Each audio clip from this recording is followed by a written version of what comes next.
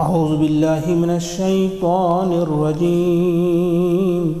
بسم اللہ الرحمن الرحیم ثم بدا لهم من بعد ما رأوا الآيات ليسجننه حتى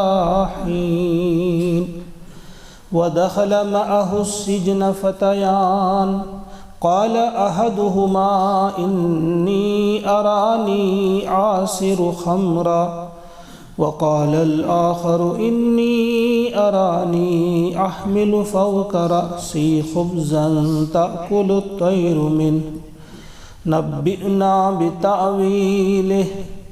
إنا نراك من المحسنين قال لا يأتيكما طعام ترزقانه إلا نبأتكما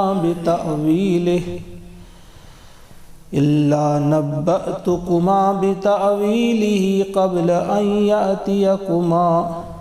ذلكما مما علمني ربي إني تركت ملة قوم لا يؤمنون بالله وهم بالآخرة هم كافرون آمنت بالله صدق الله العظيم۔ سورہ یوسف اللہ کا ارشاد ہوتا ہے ثم پھر بدا لہم، کل جو ہم پڑھ چکے کہ اللہ تعالیٰ نے یوسف علیہ السلام کی دعا قبول کی اور ان عورتوں کے مکر و فریب کو اس سے دور کر دیا، دفع کر دیا۔ بے شک وہ سننے والا اور جاننے والا ہے، یعنی دعا قبول کی، یعنی سجن والی دعا، یعنی ان کو قید خانے میں ڈال دیا جائے گا، یہ دعا قبول کی۔ اب فرما رہے ہیں اللہ تعالیٰ پھر بدا لہم، پھر رائے بنی، یعنی پھر ان کا فیصلہ انہوں نے کیا، ان کی رائے یہ بنی من بعد ما رأوا الآیات، وہ ساری آیات دیکھنے کے بعد، جتنی بھی آیات انہوں نے دیکھی وہ آیات کیا تھی؟ یوسف علیہ السلام کی پاکیزگی ان کے سامنے واضح ہو گئی، اور عزیز مصر کی بیوی کی وہ ساری چالاکیاں وہ بھی ان کے سامنے واضح ہو گئیں۔ یعنی وہ آیات دیکھنے کے بعد، یقین دہانی کے بعد انہوں نے مشورہ کیا اور ان کی یہ رائے بنی، فیصلہ کیا انہوں نے یہ لَيَسْجُنُنَّهُ کہ اسے قید کیا جائے گا، اسے قید میں ڈالا جائے گا حتیٰ حین، کچھ مدت کے لیے۔ کن کی رائے بنی؟ ان سب لوگوں کی، یعنی عزیز مصر اور ان کے جو مشیر تھے، انہوں نے جب غور و فکر کیا کہ اب کیا کیا جائے اس بدنامی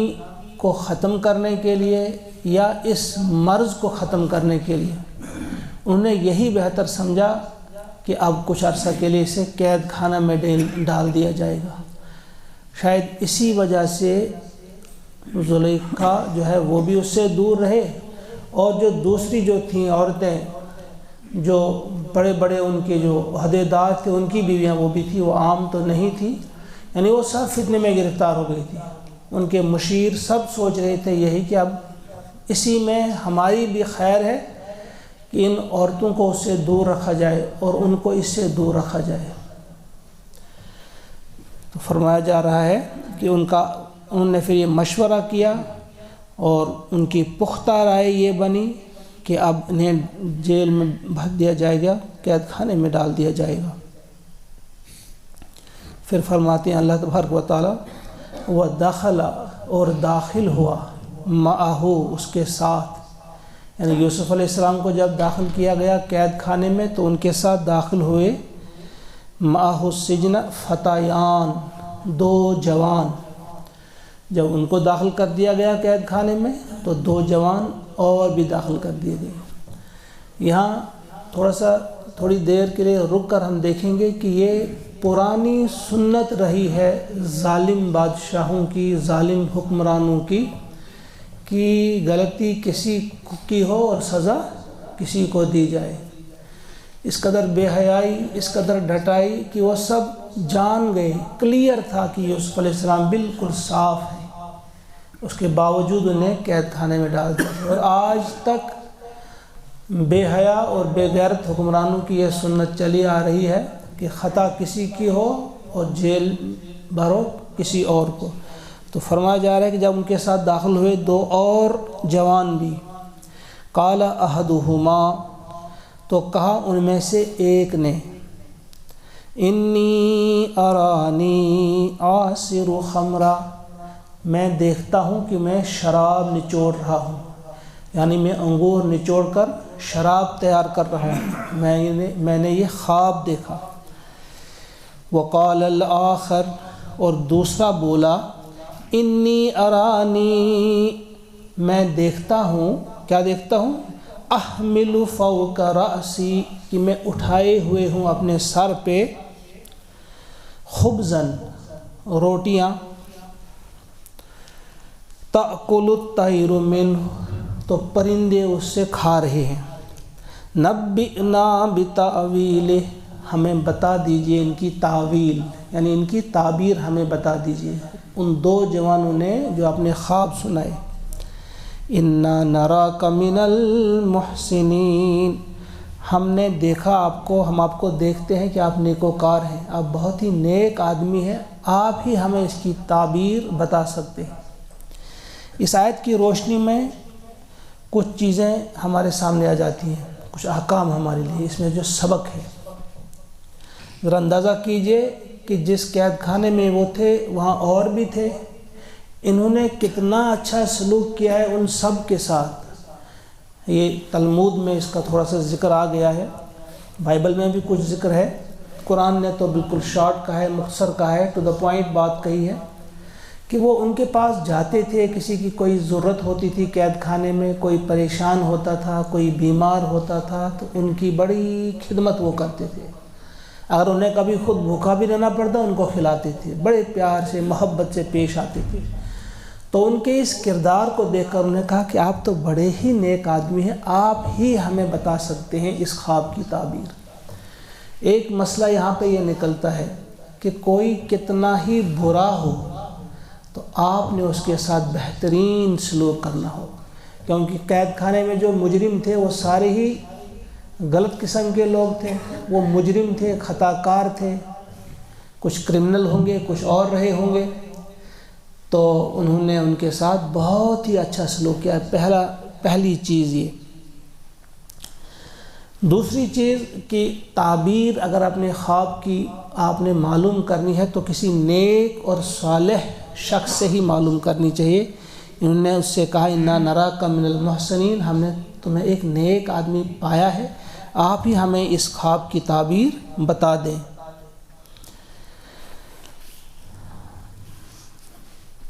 قال لا یأتیکما طعام ترزقانہ، جواب دیا یوسف علیہ السلام نے، فرمایا لا یأتیکما طعام، کہ تمہارا کھانا نہیں پہنچے گا تمہارے پاس، الا طعام ترزقانہ، جو تمہیں دیا جاتا ہے، الا مگر، نبأتکما بتأویلہ، مگر میں ان کی تعویل تمہیں بتا دوں گا، ان کی تعبیر تمہیں بتا دوں گا۔ یعنی جب انہوں نے ان کے خواب سنے تو خواب سننے کے بعد یوسف علیہ السلام نے فوراً تعبیر نہیں بتا دی، کیونکہ آپ انہیں توحید پہلے سمجھانا چاہتے تھے۔ یہ ایک داعی کا کردار ہوتا ہے، جہاں اسے موقع ملتا ہے کبھی بھی وہ کوئی موقع فروگزاشت نہیں کرتا، کبھی وہ ضائع نہیں کرتا موقع، کہ جہاں بھی دیکھتا ہے وہ اللہ کا پیغام پہنچانے کی کوشش کرتا ہے۔ جب وہ خواب انہوں نے سنائے تو انہوں نے کہا کہ دیکھو میں تمہیں کچھ باتیں بتانے جا رہا ہوں، خواب کی تعبیر بھی بتا دوں گا۔ یعنی ان کو یہ بھی بتا دیا کہ ایسا نہیں ہے کہ تم کھانے سے رہ جاؤ گے، تم میری باتیں سنتے رہو گے اور کھانا تقسیم ہو جائے گا، تمہیں نہیں ملے گا۔ کہا کھانا، تمہارا کھانا جو آتا ہے اس کھانے سے پہلے ہی میں کچھ باتیں تم تک بتاؤں گا اور ان کی تعبیر بھی بتا دوں گا، قبل ان یاتیکما، اس سے پہلے کہ کھانا تمہارے پاس پہنچ جائے۔ ذالکما مما علمنی ربی، یہ اس علم کی وجہ سے جو اللہ نے مجھے دیا ہے، میرے رب نے مجھے دیا ہے، کہ جو میں بتا رہا ہوں تعبیر، اس میں میرا اپنا کوئی کمال نہیں بلکہ یہ میرے رب کا دیا ہوا علم ہے۔ اب اپنے رب کا تعارف انہی کی بات سے نکالی۔ دائی کو کتنا ہوشیار رہنا چاہیے، کوئی نیا موضوع نہیں اٹھایا، انہی کی بات تھی، کہا کہ میں تمہاری اس تعبیر، خواب کی تعبیر بتا دوں گا، اور یہ تعبیر بتانا میرا ذاتی کمال نہیں ہوگا بلکہ میرے رب کا دیا ہوا علم ہے۔ اور میرا رب کون ہے وہ اگلی آیت میں اب آئے گا۔ گویا اب شروع ہو گئی تقریر یہیں سے غیر محسوس طریقے سے۔ ایک دائی کے لیے اس میں بہت بڑا سبق ہے۔ فرمایا انی ترک، تو میں نے ترک کر دیا ہے، چھوڑ دیا ہے، ملت قوم، ان لوگوں کا راستہ، کن لوگوں کا، لا یؤمنون باللہ، جو اللہ پر ایمان نہیں رکھتے۔ کہا اس قوم کا راستہ، مصر کی قوم کی طرف اشارہ ہے کہ اس قوم کا راستہ میں نے چھوڑ دیا ہے، ان کا دین میں نے چھوڑ دیا ہے، ان کا طریقہ میں نے چھوڑ دیا ہے، کن کا، جو اللہ پر ایمان نہیں رکھتے، وَهُمْ بِالْآخِرَةِ هُمْ کافرون، اور جو لوگ آخرت کا انکار کرنے والے ہیں، جو آخرت کو نہ ماننے والے ہیں، یہی لوگ وہ ہیں جو آخرت کو مانتے نہیں۔ اب یہ جو دو جوان داخل ہوئے تھے جن نے خواب سنایا، ان کا بھی تلمود میں تفصیل آئی ہے کہ یہ دو کون تھے۔ ایک ان میں سے تھا ساقی، یعنی پلانے والا، جو پلانے والے ہوتے تھے، شاہی ساقی، بادشاہ کو ان کے ساتھیوں کو پلانے والے، ان کا سردار تھا یہ ایک، اور دوسرا تھا نان بائی جو ہوتے ہیں روٹیاں بنانے والے، یہ ان کا سردار تھا۔ اور ان دو کو سزا اس وجہ سے ملی تھی کہ شراب میں کہیں مکھی نکلی تھی، اس وجہ سے اس ساقی کو سزا مل رہی تھی، اور دوسرے کو اس پر یہ الزام تھا کہ اس نے کھانے میں زہر ملایا ہے۔ اب اس کی تحقیق ہو رہی تھی، اسی دوران انہوں نے یہ خواب دیکھا اور یہ دونوں حاضر ہو گئے، انہوں نے اپنا خواب بتا دیا، یوسف علیہ السلام کے سامنے پیش کیا اپنا خواب۔ اب جب انہوں نے خواب بتا دیا تو یوسف علیہ السلام نے کہا کہ دیکھو یہ خواب تو نے بتا دیا،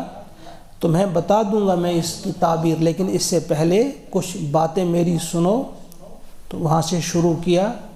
دعوت دی، توحید کی دعوت دی۔ تو یہاں سے ایک اور نقطہ بھی ہمیں ملتا ہے، وہ بھی ہمیں ذہن میں رکھنا چاہیے کہ ایک داعی کو موقع تلاش کرنا ہے، کہاں اسے موقع ملے تو اسے فوراً اللہ کا پیغام پہنچا دینا چاہیے۔ ایک اور نقطہ اس سے نکلتا ہے جو یوسف علیہ السلام نے کہا کہ یہ علم میرا اپنا نہیں بلکہ یہ میرے رب کا دیا ہوا ہے، اس میں ایک بہت بڑا سبق ہے ہم سب کے لیے، خصوصاً جو دعوت کا کام کرتے ہیں، مبلغین جو ہیں، واعظین جو ہیں، مدرسین جو ہیں، کہ ہمارا کام یہ ہوتا ہے کہ ہم بندوں کو، اللہ کے بندوں کو اللہ سے جوڑیں۔ آج کل زیادہ جو محنت ہوتی ہے کہ ہم جو سامعین ہوتے ہیں یا جو مقتدی ہوتے ہیں،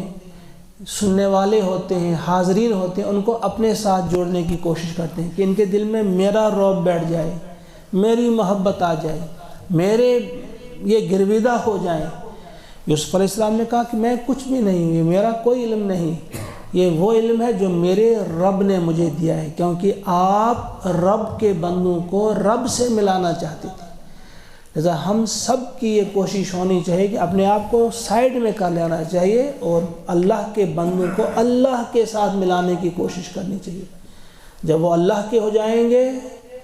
تو اس میں آپ کو اس کا اجر ملے گا، اور پھر وہ وقت دور نہیں ہوگا کہ اللہ کا دین اس زمین پہ غالب آ جائے گا۔ ورنہ اگر اپنی اپنی بات ہوگی، کوئی اپنے ساتھ جوڑنے کی کوشش کرے گا، کوئی اپنے مسلک کے ساتھ جوڑنے کی کوشش کرے گا، کوئی اپنے فلاں چیز کے ساتھ جوڑنے کی کوشش کرے گا، یہ درست طریقہ نہیں۔ درست طریقہ یہی ہے جو یوسف علیہ السلام نے یہاں بتایا، اور شاندار انداز میں بتا دیا